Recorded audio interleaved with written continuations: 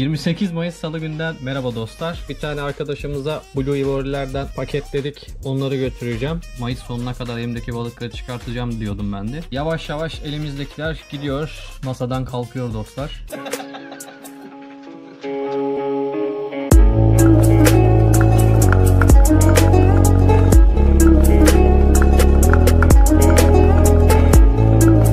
One day later. Evet, şimdi yeni paketimizi açıyoruz. Bunu kaç gündür arıyordum.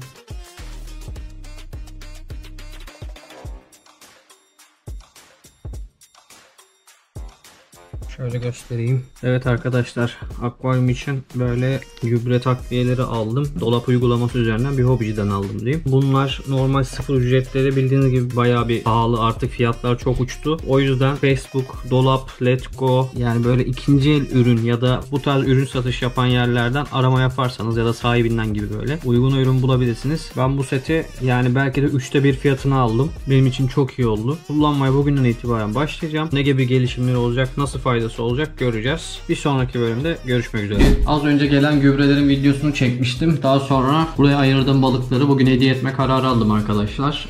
Daha önce zaten YouTube'dan da videolarda paylaşmıştım ama bir talip çıkmadı açıkçası takipçilerden. Facebook gruplarında paylaştım. Hediye etmek istediğimi söyledim. Şimdi buradaki Red Ivory, Ender ve Tuxedo Ender melezlerini hediye edeceğim. 2 kişi talip oldu. Şimdi bunları 2'ye böleceğim eşit miktarda. Artık onu nasıl ayarlayacağım bilmiyorum. Şimdi bunları önce benim küçük akvaryuma alacağım. Kaç adet balık var? Yani burada 5 tane erkek endler var, onu biliyorum ama diğer balıklarda kaçar tane var, dişi erkek oranı vesaire, zaten dişi çok az var. Bunları dengeli bir şekilde hak geçmesin diye ayıracağım. Daha sonra buradaki bölmeyi kaldıracağız. Bunlar rahat takılacak. Zaten shorts atmıştım YouTube'da da. Şurada görüyorsunuz bolca yavru balıklarımız var. Bunlar da biraz rahat olur hem burada. Şimdi bunları ayırma zamanı geldi.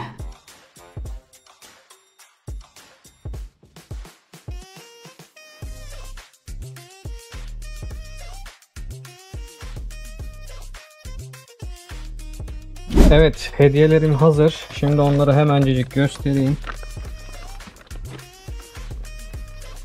Şöyle tutayım.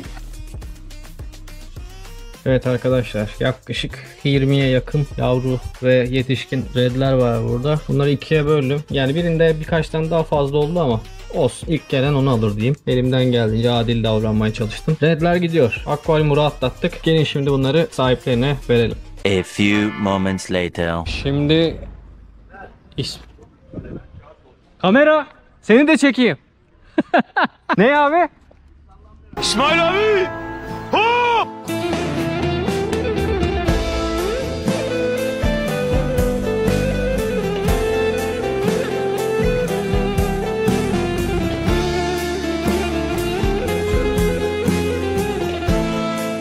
Şimdi komşular da kamerayı görünce tabii alışık değil insanlar böyle fenomen görmeye buralarda. Lan sen ne ara adam oldun lan? İşte İsmail Bey gelmiş. Şimdi önce ona teslim edeceğiz. Daha sonra Necdet Bey var. Ona vereceğim. Bakalım ne olacak. Bekliyoruz. A few moments later. Balıkları gönderdik. Şimdi bu akvaryumdaki uzun zamandan beri beklediğimiz bölmeyi alıp safirlere arz ediyoruz.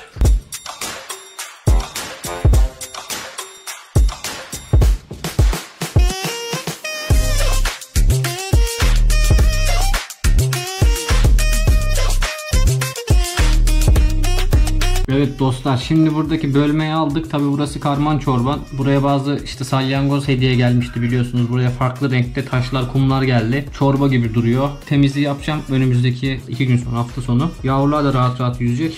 Burası biraz daha geniş oldu. Buraya ne kaldı? Salyangoz veya farklı bir karides türü ekleyeceğim ama henüz emin değilim. Yani burayı yine tek tür yapacağız. Seleksiyon olayına son verdim. Şöyle son verdim. Burası çift bölmeliyken buraya atıyorduk ya, artık buraya atmayacağız. Farklı bir fikrim var. Bunu birkaç video önce söylemiştim. O sürpriz için bekleyin. Artık kardeşiniz muhtemelen ayda bir, haftada bir, 2 haftada bir balık dağıtmaya devam edeceğim. Harika bir akım başlatıyorum. Türkiye'de yapan yok. Takipte kalmaya devam edin. Tamam.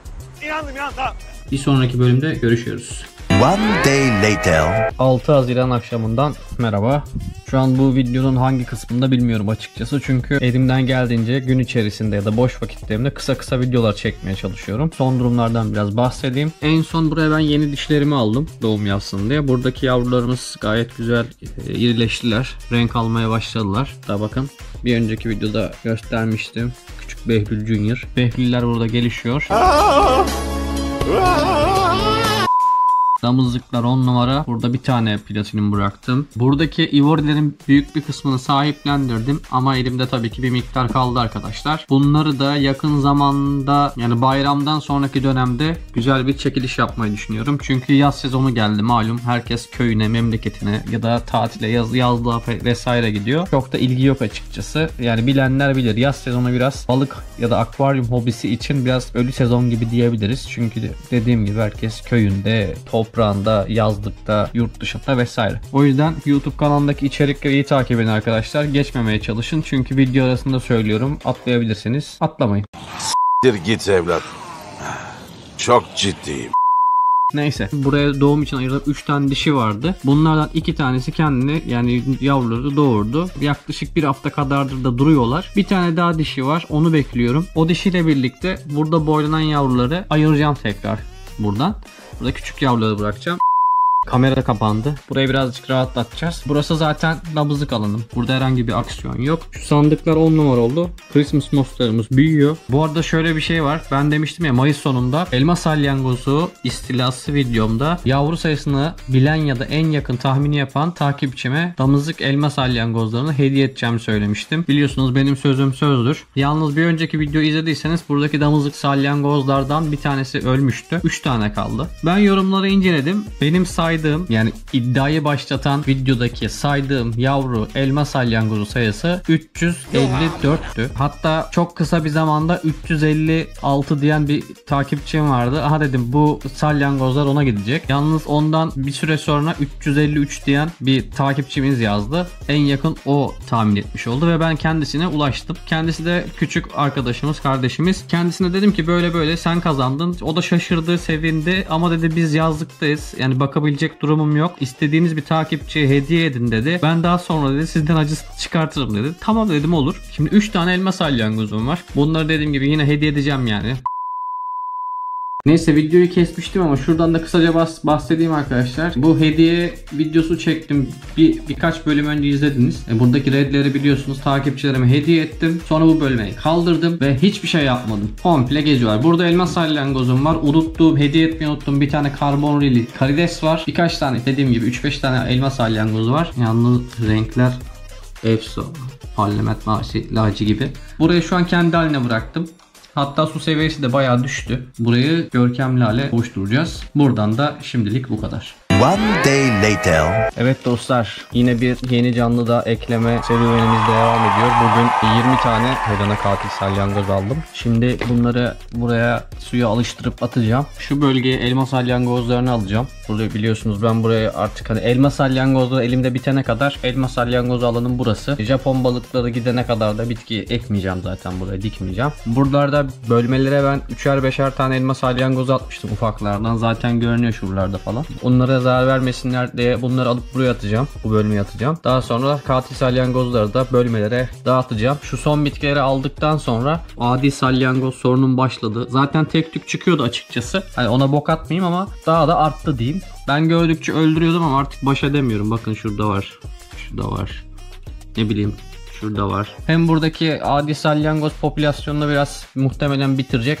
Bu da benim ilk katil salyangoz beslemem olacak açıkçası. İlk defa besleyeceğim ben de. Ürerlerse, çoğalırsa zaten sahiplendiririz, hediye ederiz vesaire. Şimdi onları aşılayıp paylaştıracağım. Sonraki süreci birlikte takip edeceğiz. Evet, bütün elma salyangozlarını topladım. Bu kadar kalmış elimde. Bunlar bu arada salyangoz videosunu izlediyseniz iş yerindeki arkadaşım getirecek demiştim. Onlar yani yavrular olan. Yoksa bütün yavruları Mustafa abiye göndermiştim biliyorsunuz. Anaçlar devam. Biri uyuyor. Şu yüzüyor böyle. Elmalar burada. Artık diğer akvaryumlarda unuttuğum varsa da muhtemelen yem olurlar. Hatta unutmuşum. Şurada arada bir tane var.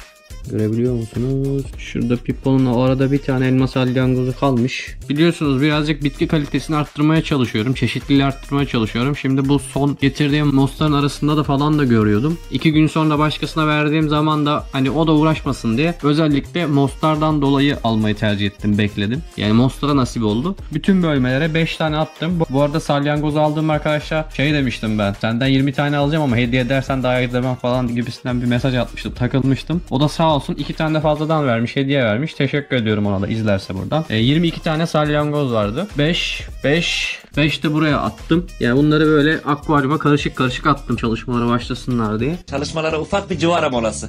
Çalışmalar olanca hızıyla devam ediyor. Hareketlendiler hatta. Bakıyorum bir yandan da görebilir miyim falan. Burada attıklarım hiç görünmüyor neredeyse ya. Buradakiler de zaten dediğim gibi çalışmaya başladılar. Eğer yakalayabilirsem adi salyangozla katil salyangoz kavuşmasını o saniye yakalarsam çekimi alacağım. Buraya 5'er tane koydum bu gruba.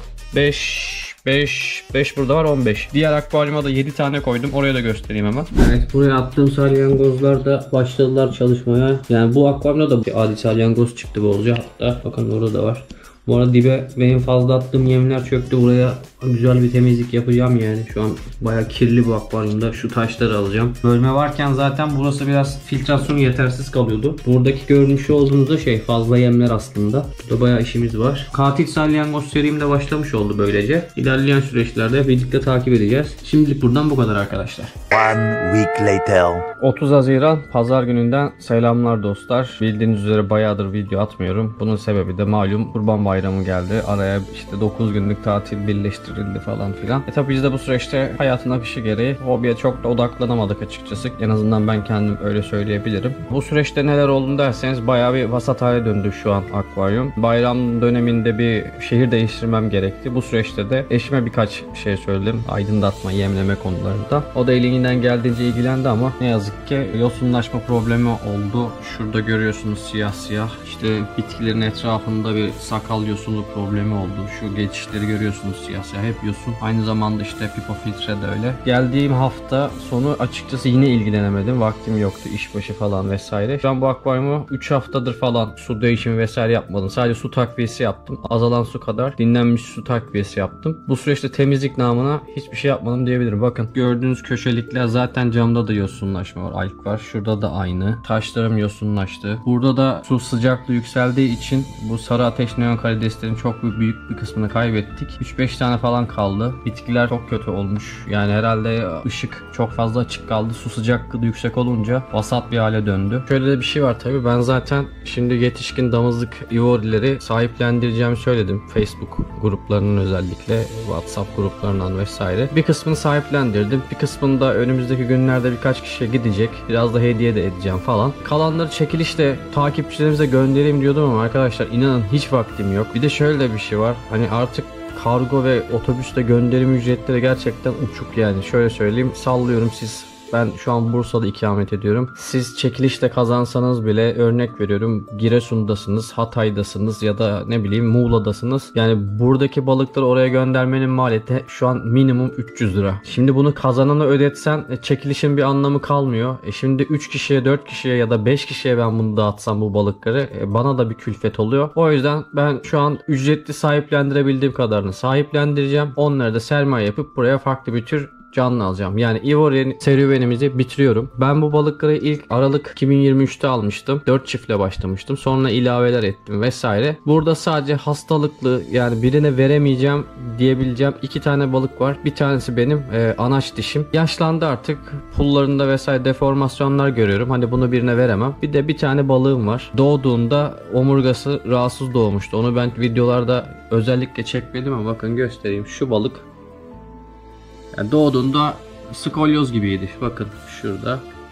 Omurgasında eğrilik var. Yani bunu da kimseye veremem. Bende kalacaklar ölene kadar. Yani ayıracağım onları. Bakarım diyen birine veririm. Yani sağlıklı bu balık al diye kimseye vermeyeceğim. Şu an kafamda buradaki ivorileri sıfırlamak var. Ne yazık ki dediğim gibi Japon balıklarını zaten veremiyoruz. Bileniniz bilir. Onlar için ayrı planım var. Bugün ne yapacağım derseniz uzun zamandan beri bu akvaryum, uzun zaman dediğimde 3 hafta yani 1 ay yok. Bayağı bir temizlik yapmadım. Yosunlaşma problemi var. Bitkileri komple alacağım. Elimden geldiğince sakal yosunlarını yüzeylerinden temizlemeye çalışacağım. Bakın Şu bitkinin yaprakları artık çürüme aşamasına gelmiş. Kafesler karardı vesaire, çok canım sıkıldı bu duruma. Zaten yeşilleşme, buradaki filtre falan Allah'lık yani şu an burası. Çok şükür balıklara bir zararı yok, bir koku vesaire hiçbir zarar yok, sadece görsel olarak. Hani gübre vesaire de aldım, işte ne bileyim buraya difüzör koydum, karbondioksit basıyorduk falan filan. Bunların hepsi heves kaçırıcı şeyler.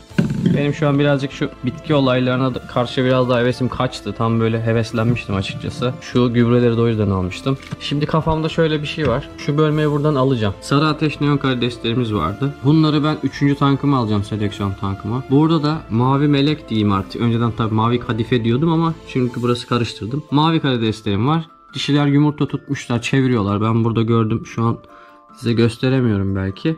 Şu kutunun içindeler, kafesin. Sarıları buradan alacağım. Şu bölmeyi kaldıracağım. Burası olacak. Mavi karideslerin gezebileceği bir alan olacak. Yine burada yavrular kalacak. Bu arada bu yavruları da hediye edeceğim, dağıtacağım yani. Yetişkin damızlık verdiklerime yavru da veriyorum. Bunları buradan eriteceğim. Bu arada Bursa Nilüfer'de abi ben gelir alırım, balıklar çok güzel vesaire bakarım diyen olursa özelden ulaşsınlar. Elimden geldiğinde yardımcı olurum.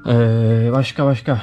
Şu bitkilerin hepsini alacağım, çıkartacağım buradan. Güzel bir dip çekimi yapacağım. Dediğim gibi buradaki sarı ateş neon karidesleri alacağım. Yani bazı kısımlarda Helena salyangozlar yumurta da atmış. Dizmiş yani, bakın şu kafesin şu aralarda yumurta var. İşte şurada taşın dibine yapıştırmışlar falan. Yani Helena salyangoz yumurtaları da var ama yani ne yapacağım bilmiyorum. Burası yine böyle kalacak geçici süre için. İvoriler gittikten sonra bu alanı biraz daha daraltabilirim. Ya da şöyle düşünüyorum. Şu Japonları köşeye atayım. Bu köşeye. Şu alan yeterli. Burayı bozmayayım. Burası gittikten sonra bu alan, çünkü burada emiş olduğu için burası daha temiz oluyor, su sirkülasyonu. Ya da öyle mi yapsam ki? Şu an bana o daha mantıklı geldi. Ben o zaman ne yapayım? Ne vereyim abime? Ne vereceksin bana? Ben o zaman bu bölmeyi alayım. Japonları da buraya alayım, bitkileri aldıktan sonra. Yani yetişkinleri de buraya alayım. Şu bölmeyi kaldırayım. Şurası kalsın karideslere. Mavileri ama nasıl olacak ki? Maviler burada. Bayağı uğraşacağız.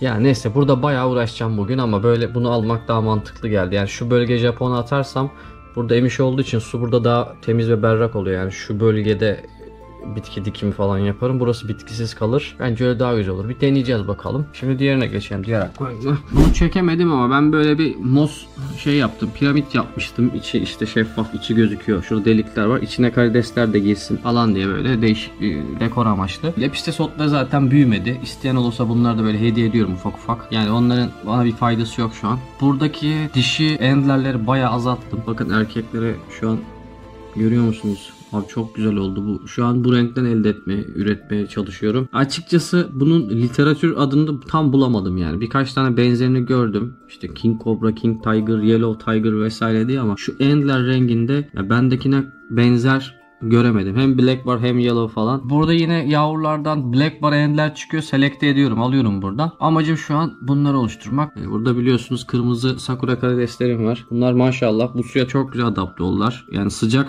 şu an mesela suyun sıcaklığı 27-28. Aslında karideslerin sevmediği sıcaklıklar. Serin suları seviyorlar biliyorsunuz. Ama bu karidesler bu suya adapte oldukları için bu sıcaklıklar benim kaybım olmadı diyebilirim yani. Hatta birkaç tane yavru büyüdü. Renklerini beğenmediğim için aldım buradan ben. Tabii küçük yavruları da zaten götürüyorlar. Burada da bir temizlik yapacak. Arka fonda biraz yosunlaşma olmuş. Burada birkaç balık seyreltebilirim. Şimdilik kafamdaki fikirler bu. Birazcık temizleyeyim şurayı. Biraz adam etmeye çalışayım. Yine aralarda kısa kesit yapıp sizlere bilgi vereceğim. One day later. Evet arkadaşlar, Bursa'daki bir takipçime şimdi buradan 5 çift ivori ayıracağım. Elimdeki şu an blue ivorileri yani yarısı gitmiş olacak. Bu hafta sonunda muhtemelen burada hiç ivori bırakmayacağım. Kalanları da hediye edeceğim. Şimdi şunları bir seçeyim. Belki de bu video blue ivorilerle çektiğim son video olabilir. O yüzden aslında biraz da veda ediyor gibi düşünebiliriz balıklarımıza. Şu an burası boş, bir şey koymadım. Karidesler var. Birkaç tane de yavrular var. Bunları da alacağım. Hediye edeceğim zaten takipçimize. Burada sadece Japon bırakacağım. Neyse konuşuruz. Şimdi ben şu blue ivorilerden bir 5 takım çıkartayım. Birkaç tane de hediye vereceğim. Şimdi buradaki tankta da bolca endler dişi var ayırdım. Seleksiyon fazlası olan. Bir takipçime hediye edeceğim. Hatta benden blue ivori alan arkadaşa da buradan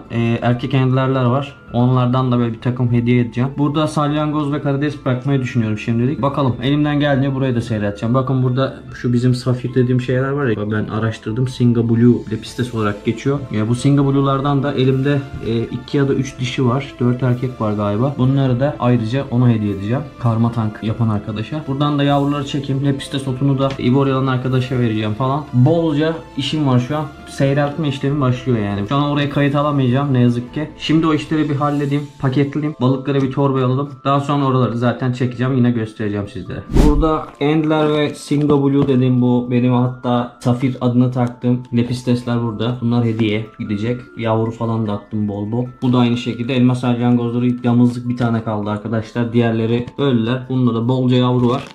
Bu tankı boşalttım. Hani içinde şöyle bir tane, iki tane, birkaç tane yavru kalmış olabilir. Yani çok vaktim yok. O yüzden biraz alelacele geldi. Bu arkadaşa bolca elmas salyangoz. Elimdeki bütün elmas salyangozlarını verdim bu arada. Bunlar son. Kalanlar hep şey yani katil salyangoz Helena var. Şu 2 paket hediye. Şimdi diğerlerine geçelim. Evet, burada da Blue Ivori'ler var arkadaşlar. Arkadaş benden 5 çift istemişti ama ben bolca yavru dişi attım yani. Burada da dediğim gibi biraz bol kepçe davranıyorum. Türü değiştireceğim için. Hiç saymadım vallahi. Tabi renklerini şu an çok gösterme. Balıklar streste 2 güne canavar gibi olacak. Burada da Endler dişilerinden o arkadaşa Endler attım. Hem Endler nerede o? Şurada Black Bar Endler'ler vardı elimde biliyorsunuz. Onları ayırmıştım. Orada 3-4 tane dişi hatta bayağı var ya. Ya 5-10 balık da burada var. Lepistes otu da var. Bunları da bunu alan arkadaşa hediye ediyorum. Ya bu ikisi ayrı kişiye, diğer ikisi ayrı kişiye. Videoyu burada kesiyorum. Bunları bir teslim edeyim. Bir sonraki bölümde görüşmek üzere. One week later. 7 Temmuz Pazar gününden merhaba dostlar. Şu an bu videoyu izlediğinizde muhtemelen Ivori'lerle vedalaşacağımı bildirmiştim. Şu an tankla ilgili son bilgileri vereceğim. Ne yaptım, ne ettim vesaire. Bugün çekemedim tabii, çok bir sıcak ve koşturmalı bir gündü açıkçası. Yani ona kayda alamadım. Bugün şöyle bir şey yaptım. Biliyorsunuz ben elimdeki Ivori'leri bu hafta sahiplendiriyorum ve bitireceğim. Elimde çok az kaldı gördüğünüz gibi. Bunların birkaçını zaten daha önce bahsetmiştim bir videomda. Murat Bey var arkadaşım. Murat abiye hediye edeceğim buradan. Daha sonra buradan Japonları da alacağım. Yani şu bölmeyi kaldıracağım. Bütün yapacağım. Bu süreçte bugün ne oldu? Şimdi özellikle bitkili akvaryum, karides ve lepistes gruplarında aktif takip yapıyorum Facebook'ta. O yüzden Facebook gruplarını sıkı takip ederim. İlanları vesaire. Ben de oradan paylaşımlar yapıyorum. Oradan Bursa'da bir hobidaş arkadaşımızla görüştük. Hasan. Buradan da kendisine selam olsun. En son attığım videoyu görmüş sağ olsun. Dedi abi ben de sahiplenmek istiyorum. Çok büyük bir kısmını ona verdim. Karşılığında da bana sağ olsun Vatos verdi. Takas ettik diyebilirim. Ya takas ettik yani. Bana 15 tane verecekti ama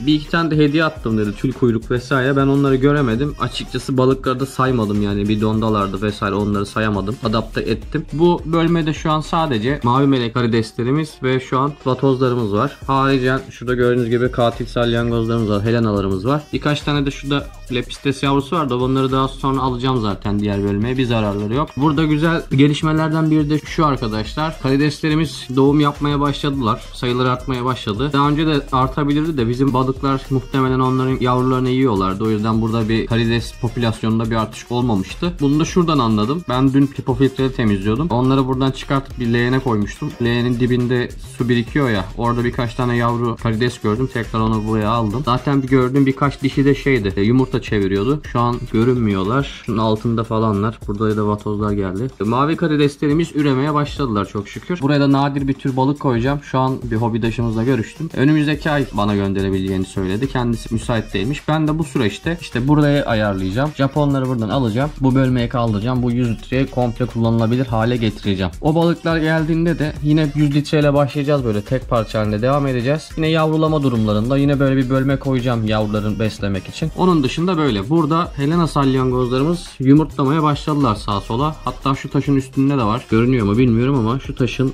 şu parmağımın ucunun olduğu yerde yumurtalar vardı. Genelde de akvaryumun şu köşe silikon bölgeleri oluyor ya buralar. Buraya da yumurta diziyorlar. Ben şimdi bunları tabi adet olarak 3 akvaryuma da paylaştırmıştım. 21 tane olması lazım. Bunlardan yumurtlamaya başladılar. Bakalım yavrular önümüzdeki ay görürüz diye umuyorum. Vatozlarımız da henüz daha böyle gençler, ufaklar. Hani bunlardan şu an hemen yavru alamam muhtemelen zaten. Ben bu arada bu türü ilk defa besliyorum. Benim için de bir deneyim olacak. Buraya şimdilik hani bir küptü, alandı, tuğla vesaire bunlar için bir yer ayarlamadım. Ama ilerleyen dönemde ayarlayacağım. Mesela şuraya tarçın kabuğu atmıştım. Bir tanesi onun altında falan. Kendileri kavga etmemesi adına ya karşıya böyle boru sistemi yaparım böyle. Yuva sistemi yaparım. Ya da böyle güzel hoş bir seramik tarz bir şey ayarlayacağım yani bu vatozlar için. Böyle kalmayacak. Onun dışında bitkilerimiz normal şu an. Herhangi bir aksiyon yok. Behlüller orada kalanlar. Maşallahları var her zaman olduğu gibi. Dediğim gibi bunları da zaten hediye edeceğim. Japonları da buradan çıkartacağım. Çünkü burada gerçekten öyle orta seviyede bir üretim yapmak istiyorum. Yani karides ve salyangoz özelinde özellikle. O yüzden Japonlar burada olmayacak yani. Bakalım buraya önümüzdeki sezona diyeyim. Yani Eylül, Ekim gibi burası çok coşar diye düşünüyorum. Şöyle de bir durum var. Benim alacağım balık türü eğer anlaşamaz da alamazsak ki ben muhtemelen 5 çift alacağım. Geldiğinde de hani damızlık boyutta olurlar diye umuyorum. Karşı tarafla da böyle ebat olarak konuşmadık ama olmazsa da yeni bir tür arayışına gireceğim. Ama şimdilik her şey yolunda gidiyor. Sakin gidiyor. Bu tank şimdi bir ay kadar böyle kalacak. Sonunda Ivory defterimizi kapatıyorum. Bu videoda da muhtemelen bu görmüş olduğumuz son video olacak. Ivory'lerden gerçekten çok keyif aldım bu süre içinde. Yani hem maddi olarak hem manevi olarak gerçekten çok keyifli bir dönem yaşattılar bana Behlüller. Teşekkür ederim. Özellikle dediğim gibi ben bu video yani YouTube kanalı açtığımda ilk videolarında söylemiştim. Yani bu türü tanıtan ya da piyasaya çıkartan akvaryum odası Rafet Hoca'ydı. Yani onun sayesinde ben görüp heves etmiştim. Hobiye onun sayesinde başlamıştım açıkçası. Ona buradan çok teşekkür ediyorum. Belki ileride bir gün denk gelirse benim videomu da izler. Rafet Hoca'ya teşekkür ederim bu türü bu hobi camiasına kazandırdığı için. Sürekli aynı tür sıkılabiliyor insan. Ben açıkçası biraz sıkıldım. Sağlık, doğum, bakım konusunda hiçbir problem yaşatmadılar. Çok keyif aldım ama başka türleri de deneyimlemek istiyorum. Ama başka türden kastımla bir ciklet ya da monster grubu gibi balıklar değil. Ben genelde küçük balık seviyorum. İşte canlı doğuranlar özellikle. Bakacağız. Yani bu Japonları çıkarttıktan sonra zaten burada çok bir problemimiz kalmıyor. Sonra Nadas'a bırakacağız. Ya bir ay boyunca burası Nadas'ta olacak. İşte vatozlar adapte olur. Bugün 15 kadar koyduk. Çok şükür hiçbir problem yaşamadım şu ana kadar. Bir tane de kelebek vatozumuz vardı. Şu an göremiyorum. İlerleyen dönemde de büyük olan şu an Latince adı aklıma gelmedi. Videonun burasına koyarım. O kelebek vatozdan düşünüyorum. Fiyatı biraz yüksek. Hani ondan aldığım böyle bir 5 tane 6 tane almak gerekiyor. En son galiba adet fiyatı 400 liraydı falan. Şimdilik ona o kadar para vermek istemedim ama ilerleyen dönemde yani 1000 lira da olsa alacağım. Acelesi yok yani onun. Şimdilik bu ana tankımdan durum bu arkadaşlar. Gelelim Endler tankımıza. Gördüğünüz gibi rotalaları ben bu tanka aldım arkadaşlar. Yani bu tankın ışığı garip bir şekilde yani kendi orijinal ışığı mavili falan. Basit bir armatürü var ama yani bitki büyütme konusunda şu ufacık armatür daha iyi iş görüyor. Sanırım yani benim yaptığım power led çok verimli değil gibi ama yani birkaç ay daha deneyeceğim. Olmadı armatürü değiştireceğiz vesaire. Neyse gördüğünüz gibi buraya da moss sandığı attım. Sakuralar gayet güzel. Bunlarda da üreme var bu arada. Hatta göz görünüyor mu? Şu dişi değil de arkadaki dişi yumurta çeviriyor şu an. Yani hamile. Ama hoş bunlar da burada doğum yapsa da lepistesler yavru karidesleri yedikleri için burada da bir popülasyon artışı yok. İlk aldığımdan tabii ki fazla sayıda var ama atıyorum burada 100 tane olması lazımken 10 tane falan var yani. Zaten 5-6 tane anaç vardı. Onlar üredi. Yani 50 yavru doğuyorsa bunun 2 tanesi falan hayatta kalıyor. Diğerlerini yiyorlar ya. Saklanma alanları falan da yoktu bir dönem biliyorsunuz. Nereye sıçacaklar ya? Nereye sıçacaklar? Açıkça söyleyelim biz bunu. Nereye sıçacakmış? Gelsin nereye yapacakmış? Gelsin hadi gösterin. Göstersin desin ki işçi şurada. Ne yapacak? Çukuru eski hesaba mı gidelim? Çukuru kazıp böyle çukuru kazıp toprağı kazıp oraya mı tuvaletimizi yapalım? Sonra diğer göstereceğim 3. seleksiyon fazlasını koydum karma tankım vardı ya. Buradaki endlerleri oraya alacağım. Şimdi buradaki durumu da şöyle özetleyebilirim. En son gösterdiğim şu sarı endlerleri biliyorsunuz. Yani bunun daha net bir adını öğrenemedim. Yani Yellow Tiger, işte Yellow Cobra vesaire. Bendeki variyete hani tam olarak onlara uymuyor gibi. Bunun adı ne diye çok da peşine düşmedim. Biraz daha üretsinler diye. Bakın şurada bazı yavrularda yine renklenmeler başladı.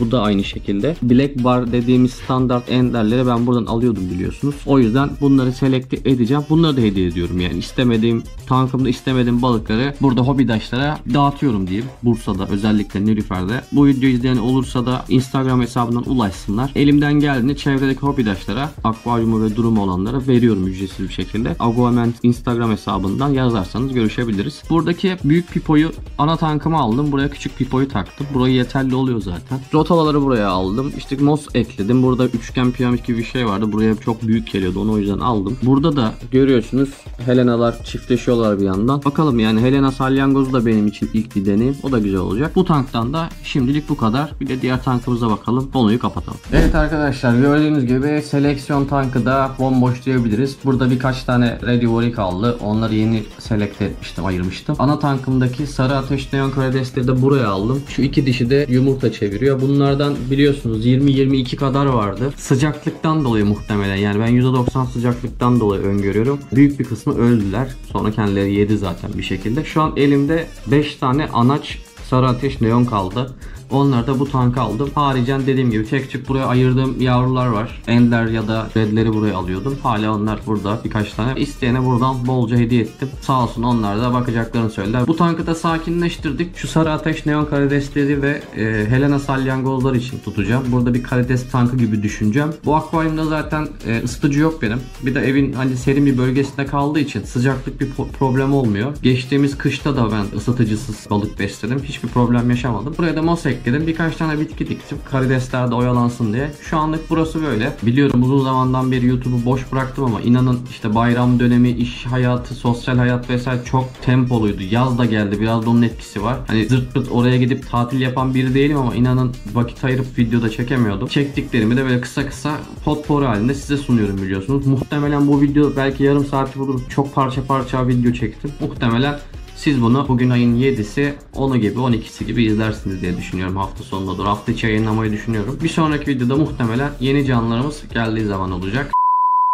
Şu an elimde kalan son ivorileri görüyorsunuz. Bunları da Bursa'dan Furkan kardeşime hediye ediyorum. Daha önce benden kendisi balık sahiplenmişti zaten. Ben burada Murat abiye vereceğimi de verdim. Yani hediye edeceğim balık kalmadı. Şu an bunların hepsini ona vereceğim, hediye edeceğim. Birazdan gelecek. Çok kısa böyle bir çekim yapmak istedim. Şimdi bunları alacağım, kendisine vereceğim. Bugünden itibaren olur da biri hani ivori isterse benden ya da soran olursa Furkan'a yönlendireceğim. Bilginiz olsun. Bu arada ben bugün uzunca bir potpourri videosunu kolaj yapıyordum. Yani montajdaydı, bitmedi ama bu balıkları verme olayı çıkınca da son kez şöyle bir video almak istedim. Artık Behlüller gidiyor. Yeni bakıcılarına hayırlı uğurlu bereketli olsun. Şimdi şu ivorileri alayım. Birkaç tane de yavru var diğer bölmelerde vesaire. Burayı halledeceğim. Behlüller hoşça kal diyoruz. Bunca zaman yeri geldi abilik, yeri geldi babalık yaptım. Yemeğini yedim. Evet arkadaşlar, şimdi Furkan kardeşim geldi. Elimizdeki son ivorileri gönderiyoruz. Artık yeni baba ocağı. Furkan baba. Kardeşim güzel bak, bereketli bakımların hobin olsun. Eyvallah. İnşallah sana da bana getirdiği gibi şans getirir. Keyifli olur. Bundan sonra Blue Ivor isteyen olursa Furkan kardeşime yönlendireceğim. Özelden yazanlara da ben senin numaranı veririm kardeşim. Son kez şöyle bir el sallayalım. Evlatlar gidiyor. Şimdi uğurluyorum sizi. Sonra zaten paslaşırız. Yavrular yeni yuvasına gidiyor. Hadi Allah'a emanet. Blue'lar Blue bir arabayla gidiyorlar. Bursa'dan sevgilerle.